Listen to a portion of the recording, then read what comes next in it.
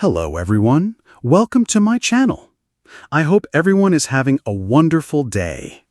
It was supposed to be a normal weekday episode of The Chase, the nation's beloved tea time quiz show where ordinary contestants battle brainy chasers for big money. But on this particularly dramatic Tuesday evening, chaos erupted in the studio, and viewers were left gobsmacked, calling the show an absolute shambles. The trouble began innocently enough. Host Bradley Walsh was in his usual sprightly form, cracking jokes with a twinkle in his eye. The first contestant, Denise, a librarian from Bath, sailed through her cash builder with £6,000. Cheers from the audience. Nothing out of the ordinary. Yet. Then came the moment she faced the chaser, Anne Hegerty, the governess. Or, at least, that's who was supposed to be behind the podium. The lights dimmed, the music played, but when the spotlight hit the chaser's seat, it was Mark Labbit, the Beast. Bradley blinked.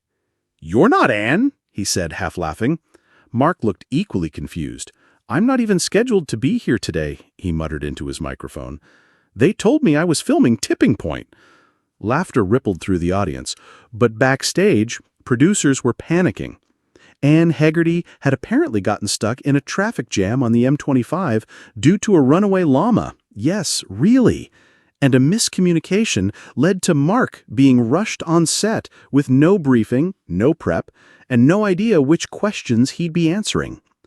Still, being a professional, Mark decided to go along with it. "How hard can it be?" he shrugged. Famous last words. Round one began. Bradley reads the first question. What is the capital of Mongolia? Denise hesitated, then tapped Ulaanbaatar. Mark, looking blank, pressed Kathmandu. Bradley paused. "Mark, are you okay?" "I thought this was about snacks," he protested. "They told me this was a food round." Backstage chaos intensified as producers scrambled to fix the mix-up. But things only got worse. The autocue began feeding the wrong questions entirely, mixing in lines from Love Island, Good Morning Britain, and at one point, Loose Women. Bradley tried to hold it together, but when he accidentally asked a contestant, "What's your type on paper?" followed by, "Is Piers Morgan the answer to this or just a national headache?" he lost it. Tears streamed down his face from laughing. Contestants, confused but amused, tried to play along. One whispered to the next, "I think we're on the wrong show." Another joked, "If we win today, do we get prize money or just a hug from Lorraine Kelly?" Viewers at home were stunned. Social media lit up within minutes. At Quizmaster 101, "What on earth is happening on The Chase today? This is glorious chaos." At TV Snark Queen, "This is an absolute shambles. I love it. Get the Beast on Love Island next." At Granny Goggles, "Bradley Walsh deserves a knighthood for not walking off set. #legend.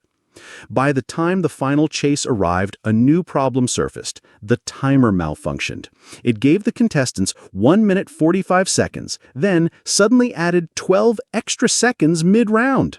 Mark, still baffled, tried to argue, but the clock kept ticking in reverse, then forward, then briefly froze.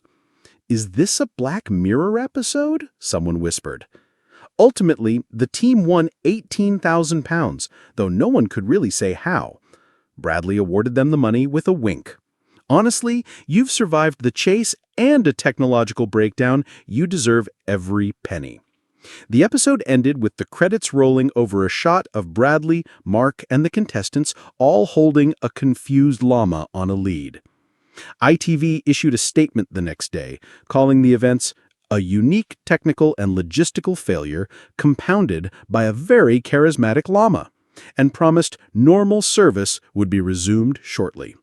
But fans weren't angry, not really. One tweet summed it up best. "Sure, it was chaos, but it was the most entertaining TV I've seen all year." And somewhere on the M25, Anne Hegerty just sighed and fed the llama a carrot.